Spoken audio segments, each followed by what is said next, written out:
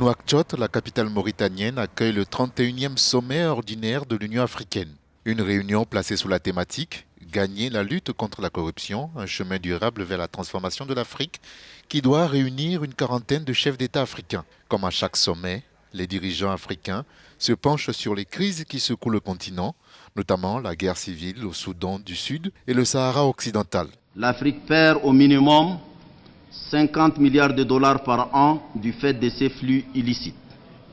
Il est évident que la rétention de ces ressources sur le continent aiderait grandement à financer son développement. Nous devons aller au-delà des incantations pour marquer l'engagement à lutter contre la corruption, du saut de l'action et du concret. L'exode de centaines de milliers d'Africains, essentiellement vers l'Europe, ne figure pas au programme officiel.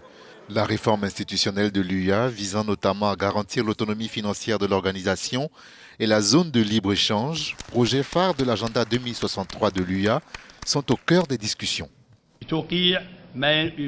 40 États africains ont signé l'accord de création d'une zone continentale de libre-échange. Nous attendons à ce que cette zone ait des répercussions positives sur l'Afrique, puisqu'elle contribuera au renforcement des échanges commerciaux et de la libre circulation des personnes et des biens au bénéfice des populations africaines. En fin de sommet, le président français Emmanuel Macron discutera avec ses homologues du G5 Sahel de la lente montée en puissance de la force conjointe mise en place par cette organisation régionale pour lutter contre les djihadistes.